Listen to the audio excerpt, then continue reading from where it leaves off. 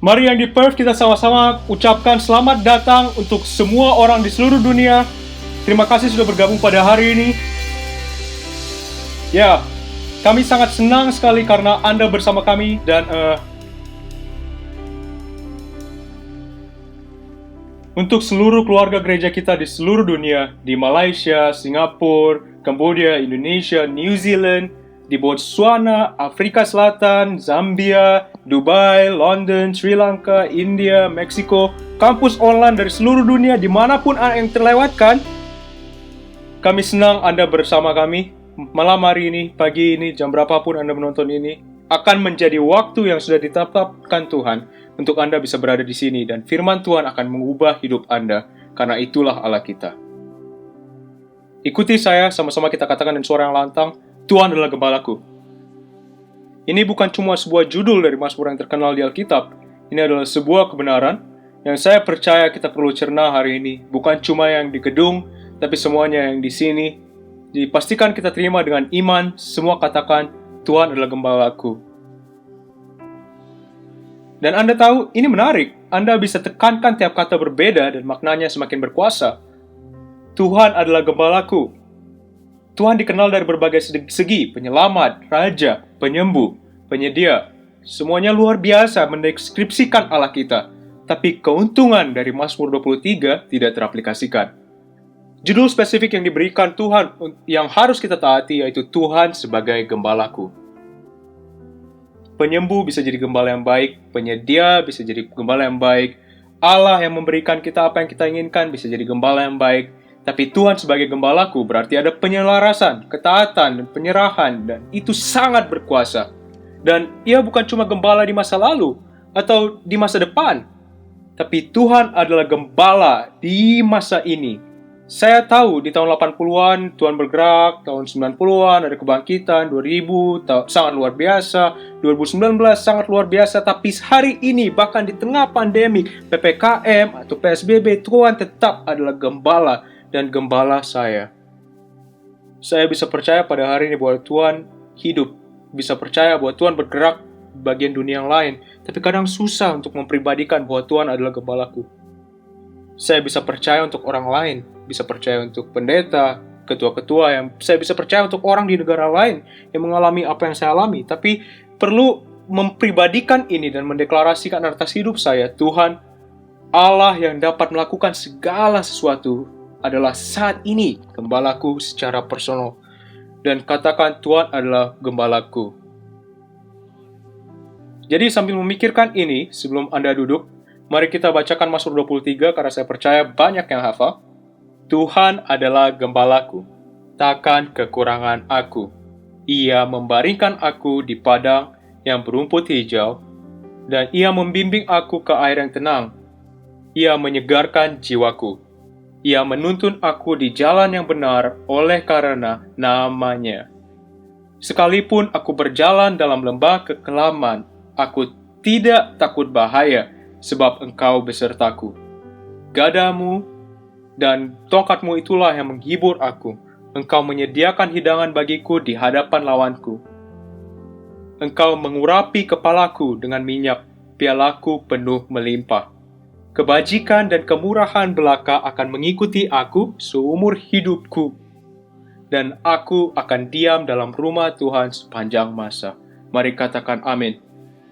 Amin. Judul khotbah saya pada hari ini adalah Kembalikan tugas gembala kepada Sang Gembala. Kembalikan tugas gembala kepada Sang Gembala. Bilang ke sebelah Anda, kembalikan tugas gembala kepada Sang Gembala.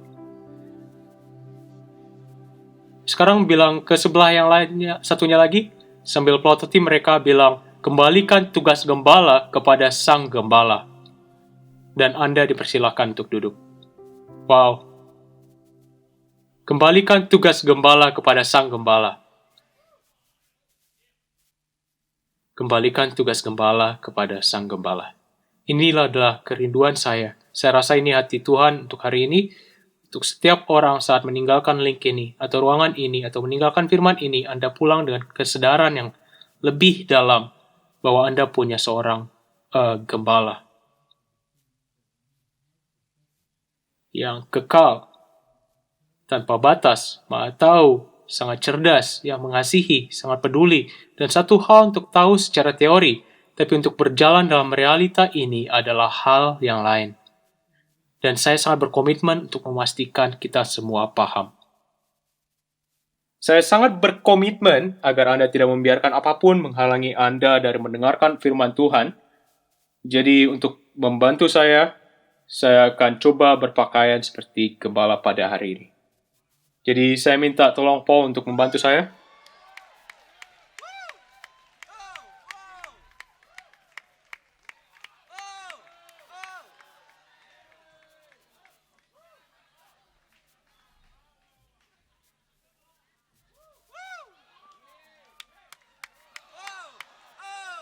Nah, dengarkan.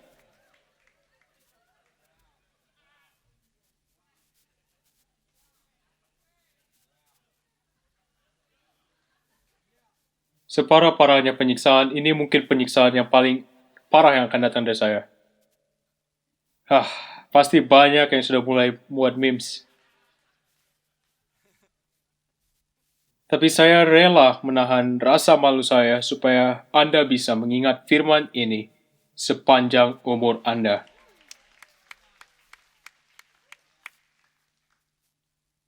Toh, mantel ini juga tidak pernah saya pakai di rumah.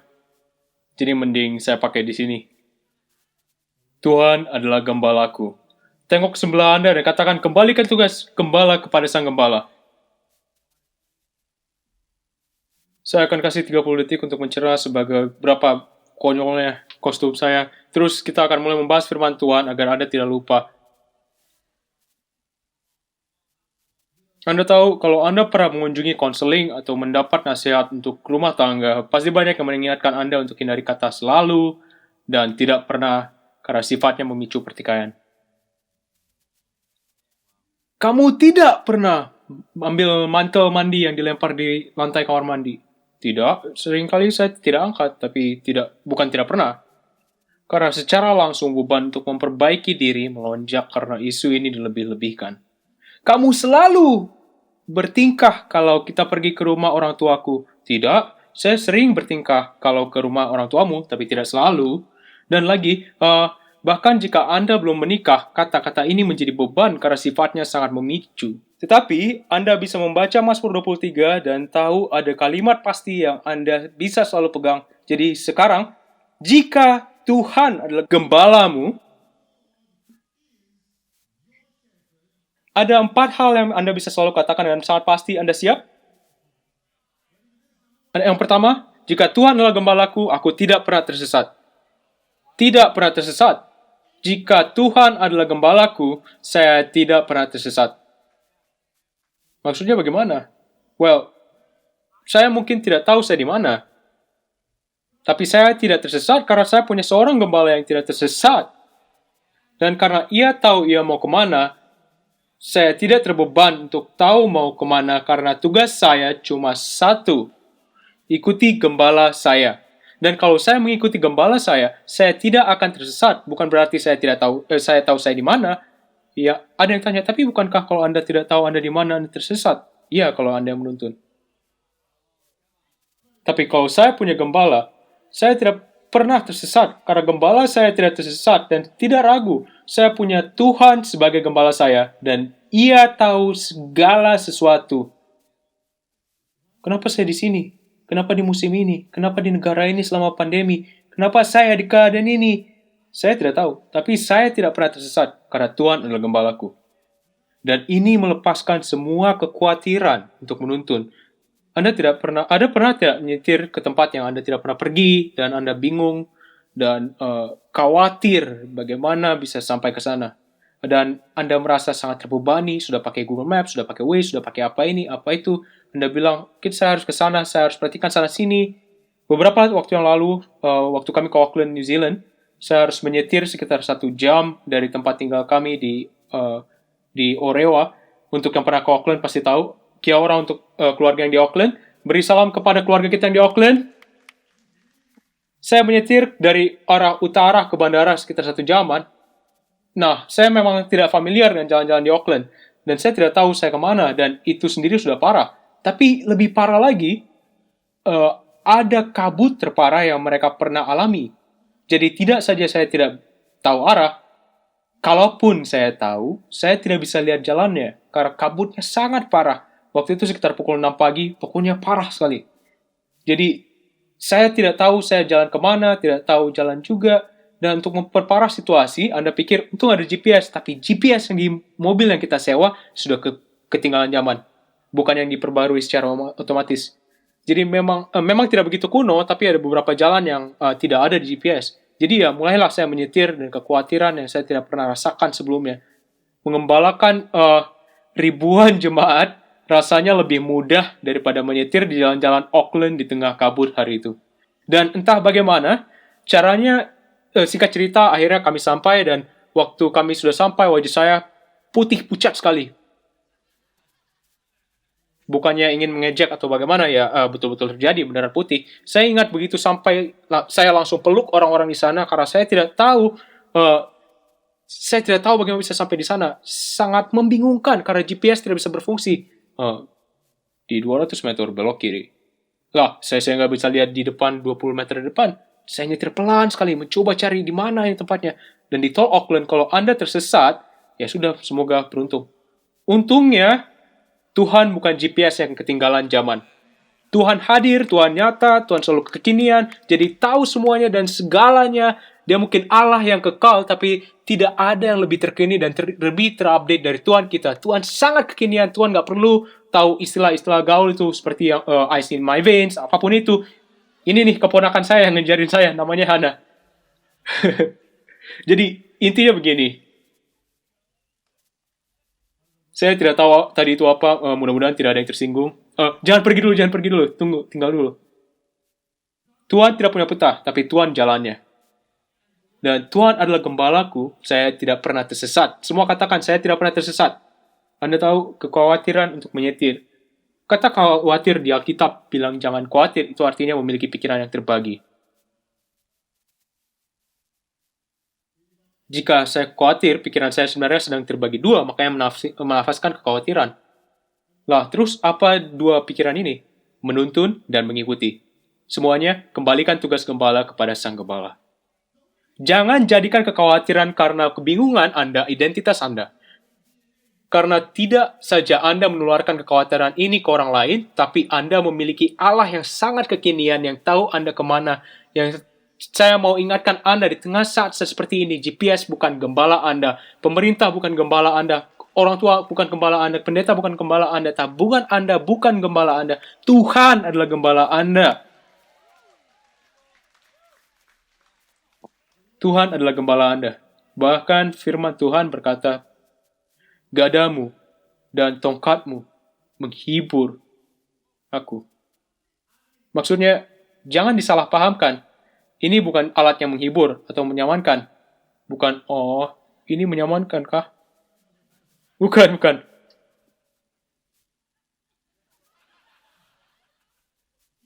Maksudnya begini. Maksudnya, saya tidak bisa pergi jauh tersesat sebelum gadanya dan tongkatnya menyelaraskan saya kembali. Jadi, apa itu menghibur? Bukannya tongkatnya menghibur, tapi saya hidup dalam kepastian bahwa saya tidak akan pernah tersesat kalau Tuhan adalah gembalaku, karena tongkat dan gadanya ada untuk memastikan saya tidak jalan keluar jalur. Senang tidak sih kalau Tuhan mengizinkan Anda untuk melakukan apa yang Anda inginkan, tapi Tuhan mengasihi Anda dan menjawab doa Anda saat Anda berkata, Tuhan, aku berikan hidupku. Dan Tuhan bilang, oke, aku akan pastikan kamu tidak keluar jalur. Dan kalau Tuhan adalah gembalamu, Anda bisa pergi ke tepi sungai dan tidak tersesat. Mungkin saya tidak tahu saya di mana, tapi tidak tersesat. Nomor 2, saya tidak pernah kesepian. Kalau Tuhan adalah gembala Anda tidak pernah kesepian. Anda mungkin merasa kesepian, tapi mungkin merasa saya sendirian. Ibu saya dulu sering menyanyi lagu ini waktu saya masih kecil. Ibu saya ada di sini hari ini. Mama ingat nggak lagu ini? Saya bukan anak siapa-siapa. Ibu saya bukan menyanyi tentang dirinya sendiri, tapi nggak tahu tentang siapa. Tapi lagunya seperti ini. Saya bukan anak siapa-siapa. Ada yang tahu lagunya? seperti bunga tumbuh liar tanpa kecupan ibu,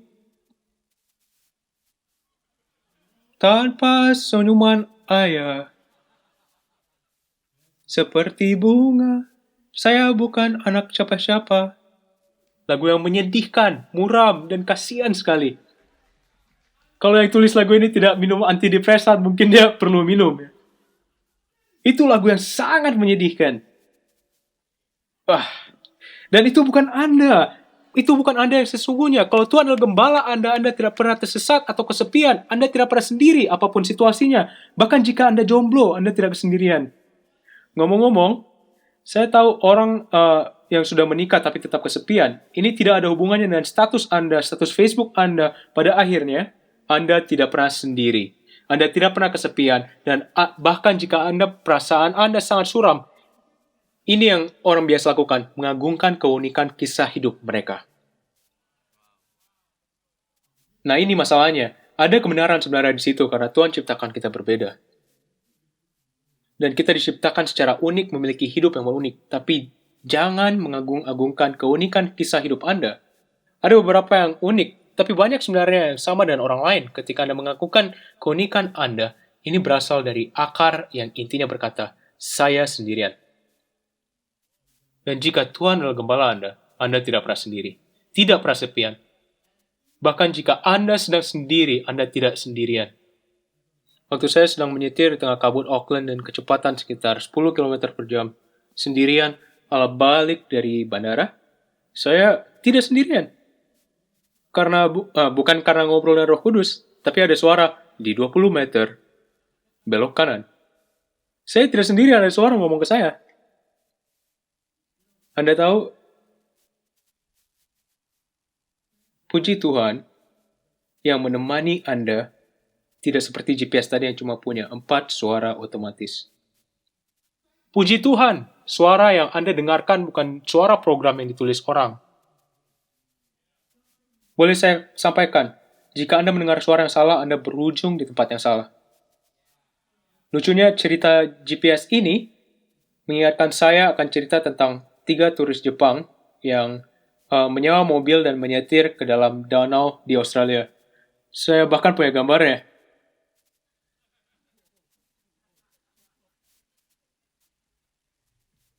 Nah, kalau Anda ingin tahu apa yang terjadi, saya akan jelaskan.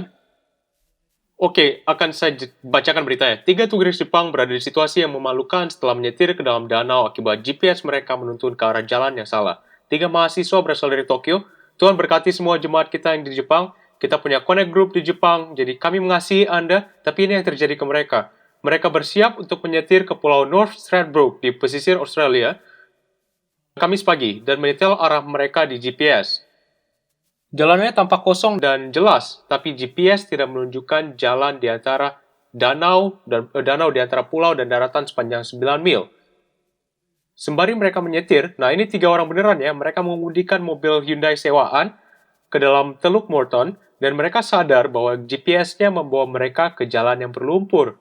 Mereka mencoba untuk memutar balik, tapi air pasang mulai meninggi, sehingga mereka terpaksa harus meninggalkan mobil mereka. Penumpang di dalam kapal feri menonton dengan kebingungan.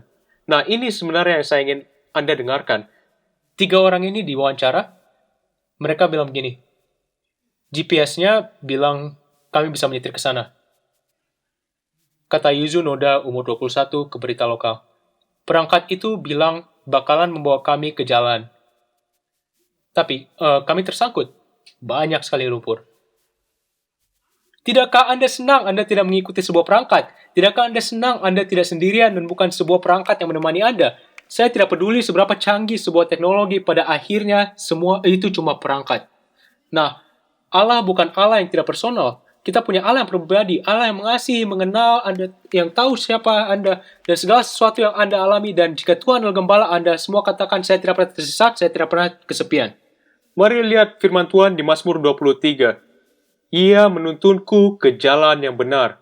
Berarti Tuhan di situ. Bahkan di tengah lembah kekelaman, Tuhan di situ. Bahkan Ia menyediakan hidangan di hadapan lawanku.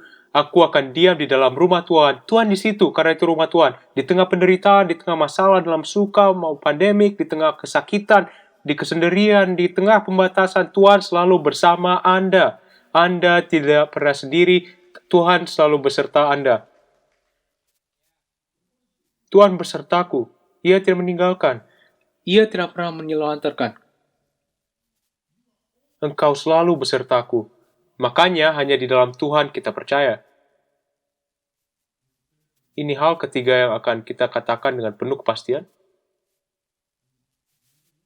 Saya tidak pernah terlambat. Tidak pernah terlambat. Saya tak pernah terlambat. Ini adalah sebuah kepastian yang luar biasa. Ketika Anda pikir Anda tertinggal, melewatkan musim Anda. Kenapa saya nyangkut di sini ketika mereka sudah di sana? Kenapa mereka sudah punya ini itu, saya belum? Dan Anda memegang sebuah kepastian bahwa jika Tuhan adalah gembalaku, saya tidak akan pernah terlambat. Artinya bagaimana? Artinya, walaupun pintu-pintu tidak terbuka seperti yang Anda inginkan, sekarang saya memandang pintu tertutup secara berbeda karena saya punya seorang gembala. Pintu tertutup ini bukan penolakan tapi perlindungan. Karena saya punya seorang gembala, apa yang saya lewatkan adalah apa yang Tuhan jauhkan dari saya. Anda mungkin bilang, lah, tapi saya kelewatan promosi di tempat kerja. Anda tidak tahu resikonya apa. Saya sudah belajar untuk bersyukur di tengah kegagalan, karena yang saya definisikan sebagai kegagalan berdasarkan dari sukses yang saya inginkan. Tapi kalau saya punya seorang gembala, saya tidak pernah terlambat. Ada yang bilang orang-orang selamat karena mereka terlambat ke kantor pada kejadian 11 September. Anda tidak pernah terlambat di dalam konteks di mana Anda belajar memproses kekecewaan Anda secara berbeda, membantu Anda memproses keputusan orang secara berbeda, dan walaupun Anda merasa kelewatan peluang pekerjaan, pasangan, visa, atau anak, ataupun peluang, Anda merasa kok perjalanan panjang sekali tapi tidak kemana-mana. Orang di Perth bebas kemana, tapi kami di sini-sini saja. Saya mau ingatkan bahwa Anda tidak tersesat, Anda tepat Anda berada, Anda tidak sendirian. Tuhan bersama Anda tidak terlambat karena Tuhan adalah gembala Anda. Jika Tuhan adalah gembala Anda betul-betul mengikuti Tuhan. Kemanapun Tuhan berada, disitulah tempat Anda. Bahkan di hadapan musuh Anda. Tuhan, kok saya masih aja dalam peperangan? Tuhan bilang, kita di hadapan musuh, ayo kita siapkan meja. Apa yang kita lakukan di meja? Ya, duduk. Duduk di depan meja. Kita bilang, Tuhan, bukankah saya harus lari dari musuh atau musuh lari dari kita? Tuhan bilang, santai aja, duduk. Saya tahu musuh di mana-mana, tapi ayo duduk dan mari makan. Anda tahu, Yesus mempunyai langkah hidup yang sangat tidak tergesa-gesa. Tidak ada di Alkitab ditulis Yesus berlari. Orang-orang berlari kepada Yesus, tapi Yesus tidak berlari. Tidak ada di Alkitab ditulis Yesus berkata, oh tidak. Tidak ada. Anda tidak pernah mendapati Yesus tergesa-gesa di dalam Alkitab. Yesus cuma berjalan dari tempat ke tempat, menikmati perjalanannya. Bahkan kawannya meninggal, dan Yesus bilang, tunggu dulu beberapa hari, masih ada yang perlu dikerjakan. Di waktu yang lain, saat Yesus menyembuhkan gadis kecil, ada wanita yang disembuhkan, dan Yesus berhenti untuk mendengar kesaksian wanita ini. Yesus bilang, oke. Dia bahkan nyamperin orang-orang, bilang, Michael, ikut saya.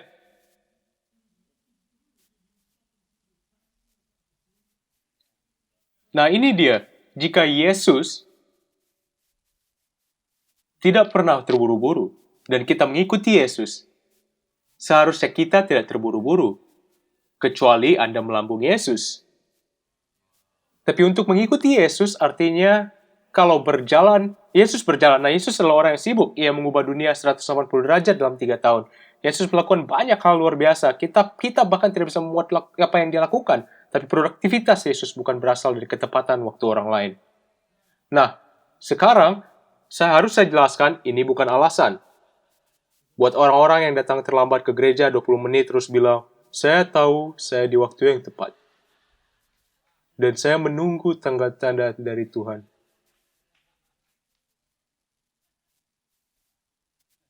Terus ada juga yang datang terlambat ke gereja online di rumah. Lah, bagaimana bisa terlambat ke gereja di rumah? Anda dari mana sampai bisa terlambat?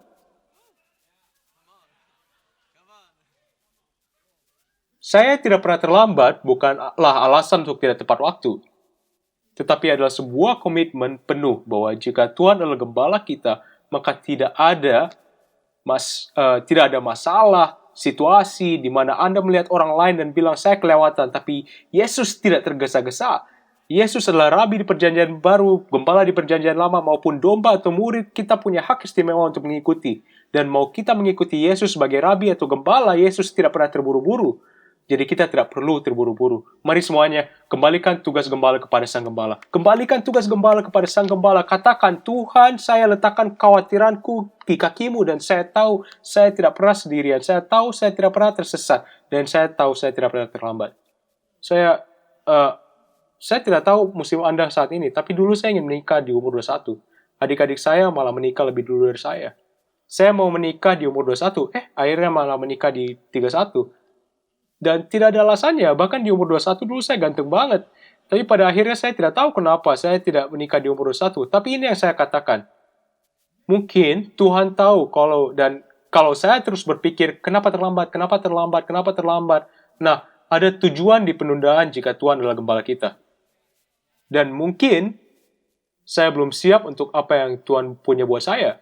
Atau mungkin pasangan saya yang belum siap.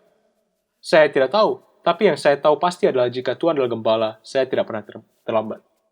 Jadi kenapa stres? Kenapa mau dibebani keinginan kita? Tuhan, kenapa tidak begini? Kenapa tidak begitu? Saya sudah berdoa, sudah berpuasa. Oh, saya percaya dan tetap kokoh dan gigih. Saya percaya semuanya pada akhirnya Tuhan adalah gembalaku. Jadi saya di jalur yang benar, tidak terburu-buru. Tuhan baik untuk selamanya. Saya akan terus berjalan seperti ini dan tidak akan berubah. Dan yang terakhir, jika Tuhan adalah gembalaku, aku tidak akan kekurangan. Saya tidak kekurangan. Saya tidak terlambat, saya tidak tersesat, saya tidak sendirian, saya tidak kekurangan. Bukan berarti saya bergelimangan harta. Mungkin iya, tapi saya tidak tahu. Yang saya tahu adalah saya tidak akan kekurangan karena Tuhan adalah gembalaku, takkan kekurangan aku. Tuhan adalah gembalaku. Bait pertama katakan takkan kekurangan aku. Dan lihat sisa pasalnya. Ngomong-ngomong, Mazmur 23 ini bukan pasal yang penuh sukacita terus. Ada hal yang tidak enak juga. Ada lembah kekelaman, ada musuh, ada rintangan, ada kesendirian. Ada hal baik, tapi ada percampuran situasi. Tapi Anda tidak pernah melihat Mazmur ini kekurangan. Melalui ini sambungan-sambungan kepenyediaan tercipta. Aku tidak kekurangan, kepalaku diurapi dengan minyak. Apakah Anda tahu Anda membawa urapan yang dikaruniakan Tuhan untuk melakukan apa yang Tuhan panggil Anda untuk lakukan? Anda tidak kekurangan jika kepala Anda diurapi. Piala Anda penuh melimpah. Bahkan ini tidak terdengar seperti cawan yang berkekurangan, tapi penuh melimpah. Pasal ini ditutup dengan kebajikan dan kemurahan akan mengikuti aku, mengejar aku. Berhenti mengejar apa yang Tuhan maksudkan untuk mengejar Anda. Berhenti mengejar berkat ini, berkat itu, orang ini. Tuhan bilang kebajikan dan kemurahan mengikuti Anda. Anda tidak perlu mengejarnya. Ikuti Tuhan. Tuhan adalah gembalaku. Kebajikan dan kemurahan akan mengikutiku. Saya ingat pertama kali saya berbincang dengan seorang miliarder. Maksudnya miliarder yang benar.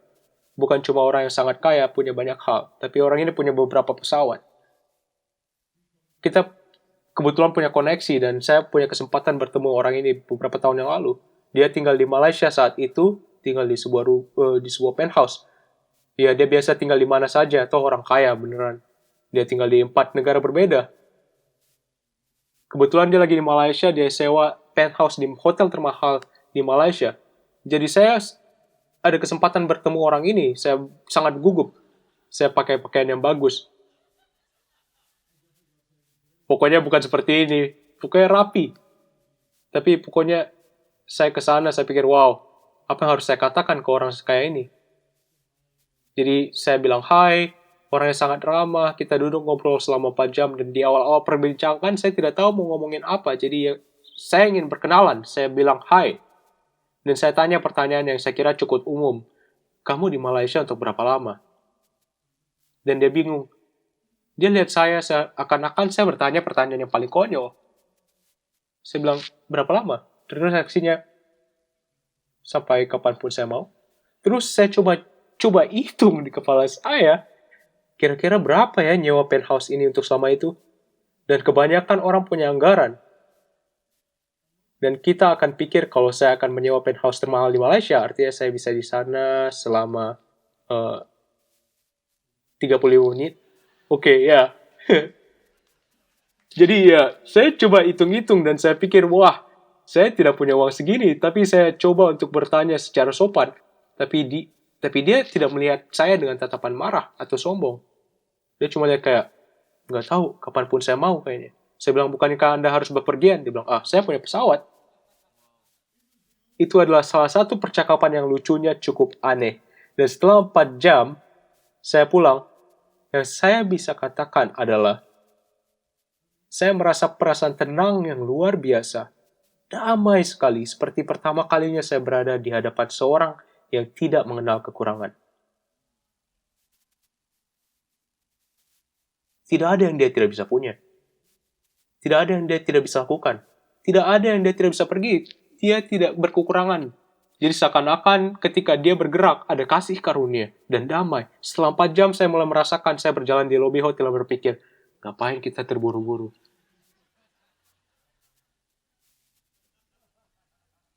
Dan jika waktu 3-4 jam di hadapan seorang manusia yang tidak berkekurangan berdampak seperti itu ke saya, bayangkan dampaknya jika kita meluangkan waktu di hadapan Allah yang Maha Besar, yang tidak terbatas, tidak berkekurangan, yang tidak tersesat dan tidak kesepian. Bagaimana dampaknya ke saya? Jika itu berdampak ke manusia, nah orang ini punya kekurangan. Dia perlukan kesembuhan, salah satu alasan kenapa dia ingin ketemu saya. Tapi secara material dia tidak berkekurangan. Dan kesadaran tentang itu mengubah langkah saya. Bayangkan apa yang waktu di hadirat Tuhan dapat lakukan. Saya tidak kekurangan. Jika Tuhan adalah gembalaku, saya tidak punya banyak, tapi saya punya Tuhan yang bernilai daripada Bitcoin.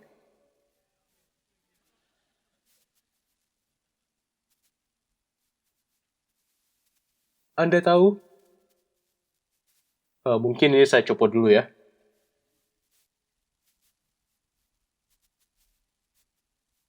Terima kasih, Po.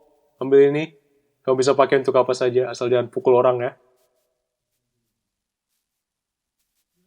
Anda tahu? Ini dia. Untuk tahu bahwa Anda tidak berkekurangan, berarti Anda sadar akan penyediaan. Anda tidak cuma kumat kamit, saya tidak berkekurangan sampai Anda pusing sendiri, tapi Anda harus sadar akan Tuhan penyedia kita. Anda harus sadar akan Tuhan yang tidak berkekurangan. Untuk tahu Anda tidak terlambat, Anda tidak perlu kumat kamit, saya tidak telat, kenapa saya masih di sini?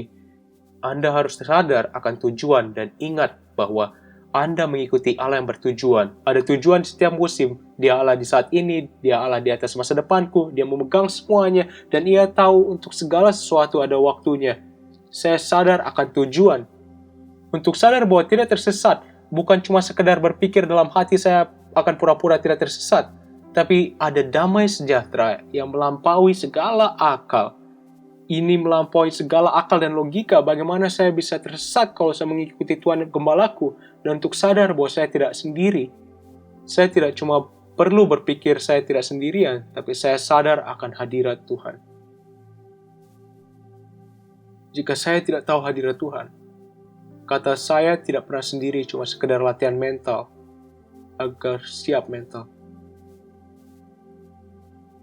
Dan Anda mungkin bersiap sesuka Anda. Tapi ketika Anda di hadirat Tuhan, Anda tidak perlu orang lain untuk mengingatkan Anda tidak sendirian. Anda tahu bahwa Anda tidak sendirian. Ketika Anda di hadirat Tuhan, penyedia kita, apapun yang tersedia, mau 5 roti 2 ikan, minyak sedikit, apapun itu lebih dari cukup. Ketika Anda sadar bahwa Tuhan bersama Anda, penyakit dan maut tidak ada apa-apanya, karena bahkan maut telah kehilangan sengatnya. Ketika Anda tahu Tuhan punya rencana atas hidup Anda, bahkan jika Anda tidak tahu rencana apa. Mungkin hari ini adalah harinya Anda mengembalikan tugas gembala kepada Sang Gembala. Aku mengembalikan kompasku, Tuhan. kunci-kunciku, aku menyerahkan kekhawatiranku, pikiran terbagiku, kuserahkan semua ini kembali kepadamu Tuhan. Dan saya meminta Tuhan, Engkau melakukan apa yang lebih baik daripada yang saya bisa. Mari kita bangkit berdiri, dan dimanapun ada berada di seluruh dunia, mungkin ini adalah momennya untuk Tuhan berbicara kepada Anda secara pribadi. Tapi yang saya tahu, gembalaku bukanlah GPS, bukanlah pemerintah. Anda tahu, 16 bulan yang lalu ketika dunia dikacaukan, 17 bulan yang lalu,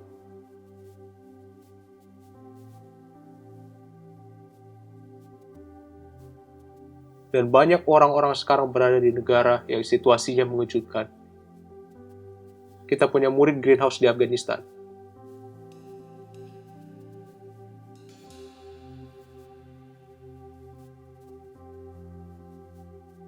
Bahkan di pesisir timur di Australia sekarang. Orang-orang di bagian dunia lain, Anda tahu apa yang terjadi? Orang-orang bertanya, saya harus percaya siapa? Saya harus ikuti siapa? Seperti seakan-akan gembala itu tergantung nonton saluran TV apa hari itu. Nah, setiap orang punya gembala. Mungkin perasaan Anda, mungkin daging Anda, mungkin mimpi Anda, mungkin pertanyaan Anda, mungkin luka lama Anda. Itu yang menuntun Anda. Saya harus ikut siapa? Percaya siapa? Anda tahu, manusia bukan gembala Anda. Vaksin bukan gembala Anda. Pemerintah bukan gembala. Penguasa-penguasa bukan gembala. Siapa gembala saya? Orang-orang di tengah krisis tidak pernah lebih tersesat. Dan di saat yang sama ada kelompok orang yang penuh damai sejahtera, penuh tujuan, yang sadar akan hadirat dan mengerti penyediaan Tuhan di masa yang sukar. Itulah orang-orang yang memanggil Tuhan sebagai gembalanya. Tapi banyak juga orang-orang yang mengaku Kristen tapi menggembalai diri sendiri. Hari ini, ayo kita kembalikan tugas gembala kepada Sang Gembala. Cairkan semua kepercayaan Anda yang sudah Anda letakkan di tempat lain dan serahkan ke Tuhan. Yang kekal, yang tidak terbatas, penuh kasih, yang melampaui segala yang pernah kita lihat atau tahu atau rasakan. Dan hari ini mungkin Anda belum pernah mengambil keputusan ini, tapi hari ini Anda ingin menyerahkan hidup Anda kepada Yesus. Dan mungkin Anda belum pernah membuat keputusan ini, mungkin Anda sudah pernah. Tapi saya mau mengundang kita semua untuk berdoa bersama dengan saya. Saya mau semua yang online ikut turun berdoa, ikuti saya. Serahkan hati Anda dan katakan, hari ini saya mau memastikan pribadi yang lebih cerdas dari saya, lebih kekal dari saya, lebih besar dari saya, adalah pribadi yang menuntun hidup saya. Bagaimana saya bisa tahu? Bagaimana saya bisa tahu arahnya? Ini semua berasal dengan mengundang Yesus jadi gembala saya. Jadi saat ini saya mengundang Anda semua yang di Perth ataupun online dimanapun Anda berdoa, ikuti doa saya. Dan jika Anda meyakini doa ini dengan sepenuh hati, sesuatu akan terjadi. Dan kami tidak ingin Anda cuma sekedar melafalkan atau cuma asal bicara, tapi sambil Anda ucapkan, yakini di dalam hati. Yesus mati di kayu salib untuk membuat semua ini menjadi mudah. Ia katakan, percaya saja. Percaya saja. Anda tahu, mungkin susah untuk percaya. Kami mau membantu Anda. Mari kita berdoa bersama dan lihat apa yang Tuhan akan lakukan. Mari kita berdoa, ikuti saya. Tuhan Yesus, kuberikan seluruh hidupku. Masuklah ke dalam hatiku. Ubahkan aku dari dalam keluar. Ampuni aku jika aku hidup semauku. Ampuni aku atas segala dosa-dosaku. Jadilah juru selamatku, jadilah gembalaku, dan jadi sahabatku. Mulai dari saat ini, bantu aku untuk mengikutimu. Di dalam nama Yesus aku berdoa. Amin. Amin. Amin. Amin. Amin. Amin. Amin.